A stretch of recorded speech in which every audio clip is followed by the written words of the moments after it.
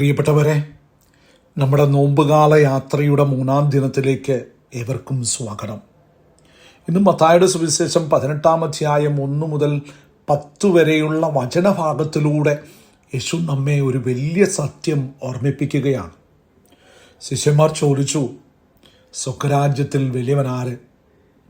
നമ്മുടെ ഉള്ളിലും എപ്പോഴും ഈ ഒരു മത്സര ബുദ്ധിയുണ്ട്. ഇതിനുള്ള മറുപടിയായി യേശു ഒരു കൊച്ചുകുട്ടിയെ എടുത്ത് നടുവിൽ നിർത്തി. ഈ യാത്രയിൽ നമുക്ക് പഠിക്കാൻ 3 കൊച്ചു കാര്യങ്ങൾ. ഒന്നാമത്തെ കാര്യം, വിനയത്തിൻ്റെ കുപ്പായം, ദ ഗാർമെന്റ് ഓഫ് ഹ്യൂമിലിറ്റി. ശിഷ്യന്മാർ സ്ഥാനമാനത്തെക്കുറിച്ച് തർക്കിക്കുമ്പോൾ യേശു പറയുന്നത്, നിങ്ങൾ ശിശുക്കളെ പോലെ ആയിത്തീരണമെന്നാണ്.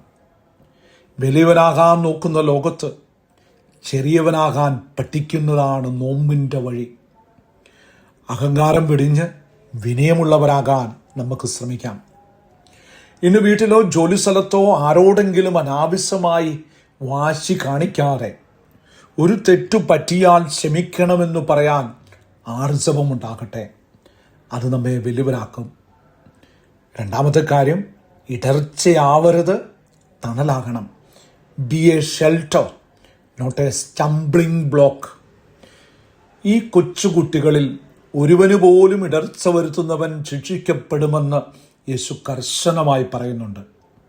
നമ്മുടെ സംസാരമോ പ്രവൃത്തിയോ മറ്റൊരാളുടെ വിശ്വാസത്തെയോ സമാധാനത്തെയോ തകർക്കുന്നുണ്ടോ എന്ന് നാം പരിശോധിക്കണം.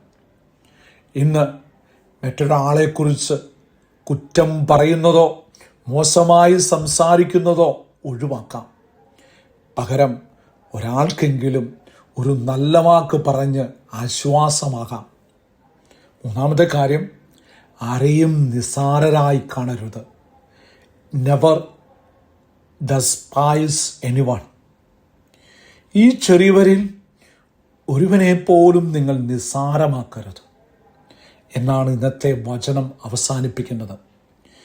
ഈ ലോകം വില കൽപ്പിക്കാത്തവർക്കും ദൈവത്തിൻ്റെ അടുക്കൽ വലിയ വിലയുണ്ട്. മറ്റുള്ളവരിലെ ദൈവസാന്നിധ്യത്തെ ബഹുമാനിക്കാൻ നമുക്ക് കഴിയണം.